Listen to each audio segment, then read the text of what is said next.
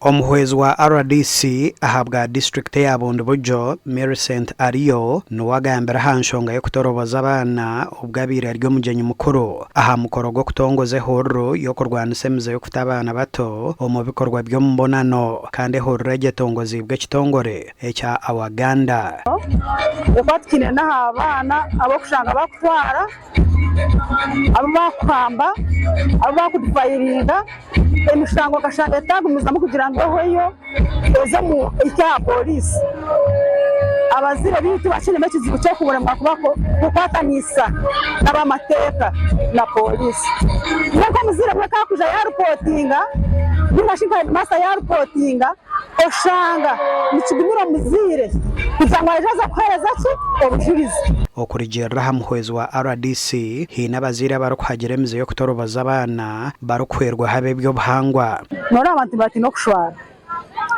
okuza ndagura kuza kumanya omwana who is responsible omwana odufayirinje oshanga ari anko oshanga je mwana wa anko ari kazini muzara wanje ningachi and oyebuza why can't they fear to report culturally abashwaza family so such a cultural behaviors zitakujyana amateka ga Uganda na ngeje so tuzigwanisa. Reporter ya district y'Amagara neyoreka ko abana babishiki abarya hagati y'imyaka 12 kuza hari 17 abarukwingana 12 rwenda 80 nabo bace bizenda omwaka guhwire.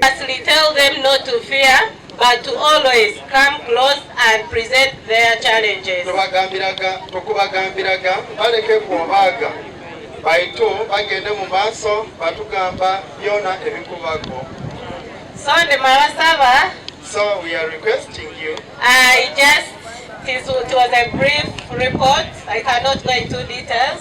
Ekero kwisenako no kushanga ngo hakira habazire abakiro ko bimara kitaka bwa nyuma y'abana babo kutorobozobwa kandi abandi bakatorozobwa endwara ya serimu oshanga anko oshanga baba arwakozire kintu nkecho aturugunyizo mwana oshanga nka anko ahambera omwana so nibatina kukigamba basharamba bitaho ko makagabo bacurera. Our political leaders, I believe we shall end this. Ehurreje tongozi bwe kitongore cha Awaganda ejenderire kurwanisa bikorwa ebi ombana bato gasha kwa Jonan Tusingwire.